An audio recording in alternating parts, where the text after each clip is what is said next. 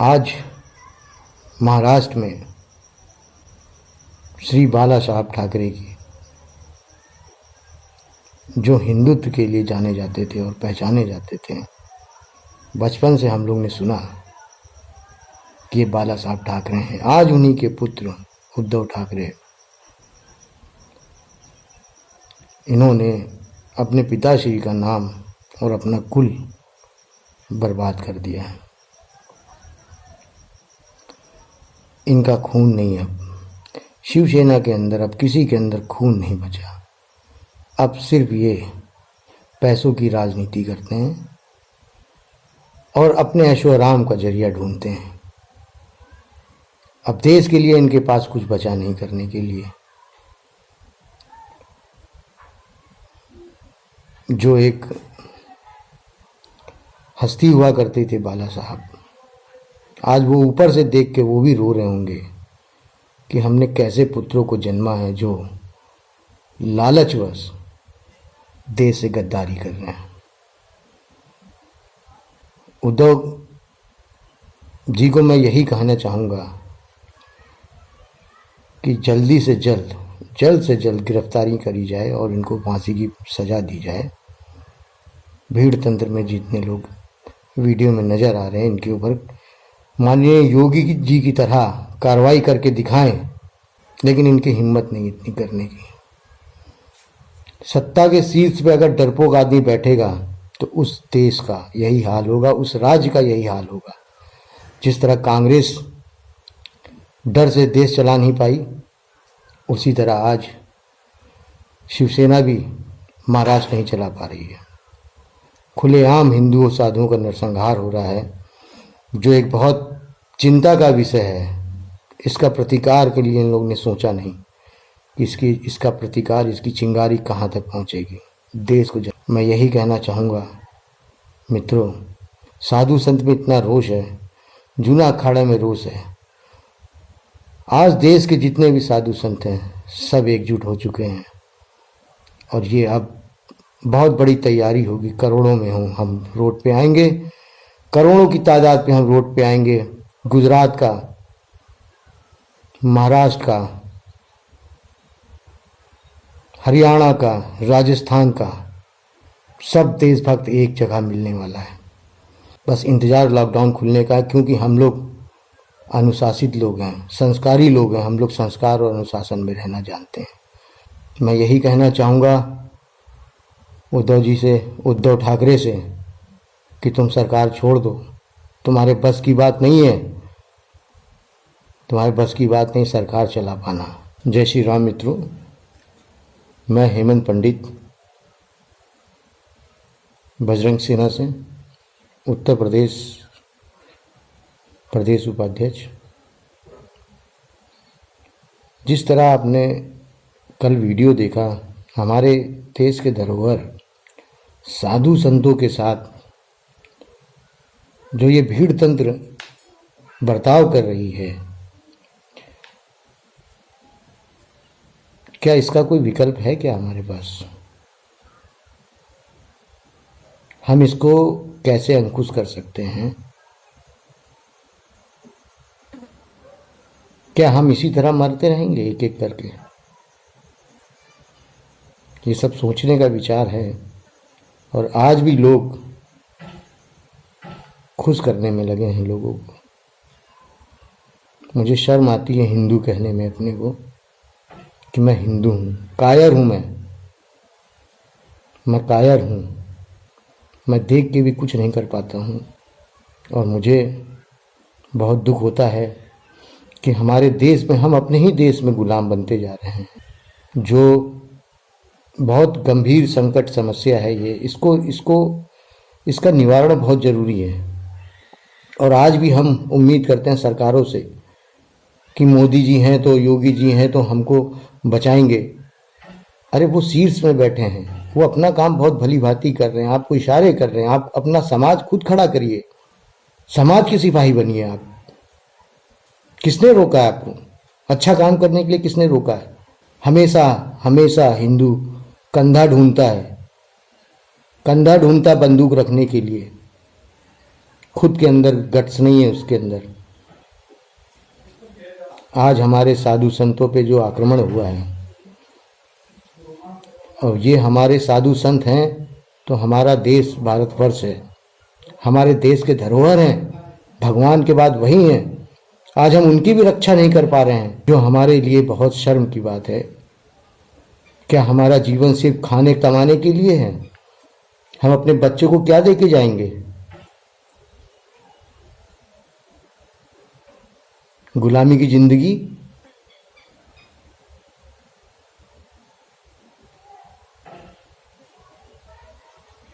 हमारा स्केल क्या है? जीवन जीने का हमारा तरीका क्या है? अभी भी आप लोग जागे नहीं हैं। मुझे बड़ी शर्म आती है कि किस तरह से जगाया जाए, किस तरह से लोगों को प्रेरित करा जाए कि जागें। लड़ने के लिए नहीं कहते, हम विरोध करने के लिए कहते हैं, और विरोध सिर्फ एफबी और व्हाट्सएप पे होता है, सड़कों पे नहीं होता है। और विरोध हमको सड़कों पे लाना चाहिए। आज कुंभ लगेगा, आज कुंभ होगा। प्रयाग में जब कुंभ लगता, 5 करोड़ जनता अपने पाप धोने आते। क्या हम सब हिंदू पापी हैं क्या? 5 करोड़ कैसे क्यों आते हैं? 5 करोड़ जनता आती है अपने पाप धोने के लिए, और घर में बैठ के जो पाप कर रहे हैं वो पाप उनको नहीं दिखता है। एक एक करके सब मारे जा रहे हैं। इसका मैं बहुत घोर विरोध करता हूं, और बहुत गंभीर समस्या है। इसको मेरे मित्रों समझने की कोशिश करें, और किसी भी तरह से रोकथाम की कोशिश करें। सरकार के भरोसे ना रहें। अपना समाज अपना हाथ पे है, अपना मोहल्ला अपने हाथ पे है, अपना समाज, उसको स्टैंड करने की कोशिश करें।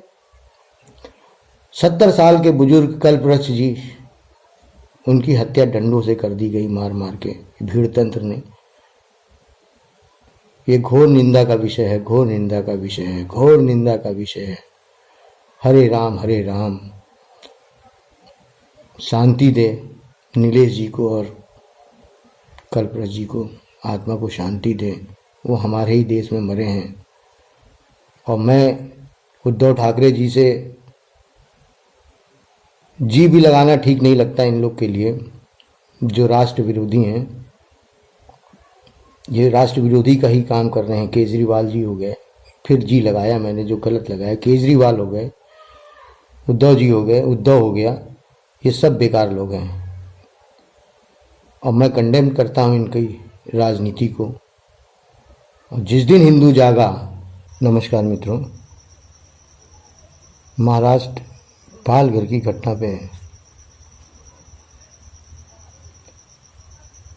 साधु संतों में बहुत ही ज़्यादा रोष है इस समय, और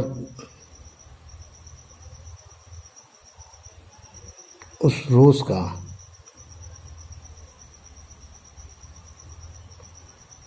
कहीं ना कहीं उत्तर दिया जाएगा। आज महाराष्ट्र में श्री बाला साहब ठाकरे की, जो हिंदुत्व के लिए जाने जाते थे और पहचाने जाते थे, बचपन से हम लोग ने सुना कि ये बाला साहब ठाकरे हैं। आज उन्हीं के पुत्र उद्धव ठाकरे, इन्होंने अपने पिताश्री का नाम और अपना कुल बर्बाद कर दिया है। इनका खून नहीं, अब शिवसेना के अंदर अब किसी के अंदर खून नहीं बचा। अब सिर्फ ये पैसों की राजनीति करते हैं और अपने ऐशो आराम का जरिया ढूंढते हैं। अब देश के लिए इनके पास कुछ बचा नहीं करने के लिए। जो एक हस्ती हुआ करते थे बाला साहब, आज वो ऊपर से देख के वो भी रो रहे होंगे कि हमने कैसे पुत्रों को जन्मा है जो लालचवश देश से गद्दारी कर रहे हैं। उद्धव जी को मैं यही कहना चाहूँगा कि जल्दी से जल्द जल्द से जल्द गिरफ्तारी करी जाए और इनको फांसी की सज़ा दी जाए। भीड़ तंत्र में जितने लोग वीडियो में नज़र आ रहे हैं इनके ऊपर माननीय योगी जी की तरह कार्रवाई करके दिखाएं, लेकिन इनकी हिम्मत नहीं इतनी करने की। सत्ता के शीर्ष पे अगर डरपोक आदमी बैठेगा तो उस देश का यही हाल होगा, उस राज्य का यही हाल होगा। जिस तरह कांग्रेस डर से देश चला नहीं पाई, उसी तरह आज शिवसेना भी महाराष्ट्र नहीं चला पा रही है। खुलेआम हिंदुओं साधुओं का नरसंहार हो रहा है, जो एक बहुत चिंता का विषय है। इसका प्रतिकार के लिए इन लोगों ने सोचा नहीं कि इसका प्रतिकार, इसकी चिंगारी कहाँ तक पहुँचेगी देश को। मैं यही कहना चाहूँगा मित्रों, साधु संत में इतना रोष है, जूना अखाड़ा में रोष है। आज देश के जितने भी साधु संत हैं सब एकजुट हो चुके हैं और ये अब बहुत बड़ी तैयारी होगी। करोड़ों में हम रोड पे आएंगे, करोड़ों की तादाद पे हम रोड पे आएंगे। गुजरात का, महाराष्ट्र का, हरियाणा का, राजस्थान का, सब देशभक्त एक जगह मिलने वाला है। बस इंतज़ार लॉकडाउन खुलने का है, क्योंकि हम लोग अनुशासित लोग हैं, संस्कारी लोग हैं। हम लोग संस्कार और अनुशासन में रहना जानते हैं। मैं यही कहना चाहूँगा उद्धव ठाकरे से कि तुम सरकार छोड़ दो। तुम्हारे बस की बात नहीं है, तुम्हारे बस की बात नहीं सरकार चला पाना। हम जिस जगह पर ये वारदात हुई है वहाँ पर 90% रोहिंग्या रहते हैं, 80-90% रोहिंग्या रहते हैं। जब आपको मालूम था ये कि यहाँ से भीड़तंत्र ने जो है उसमें हमला करा गाड़ी पे, तो आपने कोई सिपाही को लाइसेंसी असलहे देके क्यों नहीं भेजा? पुलिस वालों को फायरिंग क्यों नहीं करवाई? क्या ये मिली भगत थी आपकी? ऐसे ही वीडियो ऐसे ही बता रहे हैं कि आपकी मिली भगत थी। जानबूझ के पुलिस वाले ने अंदर से बाहर लाके भीड़ तंत्र के सामने कल्पवृक्ष जी को सौंप दिया। कहाँ भागोगे आप? कहीं नहीं भाग पाओगे। अब फांसी दो उनको, जल्द से जल्द फांसी दो। ये चेतावनी नहीं, ये हृदय की पीड़ा कह रही है। इसको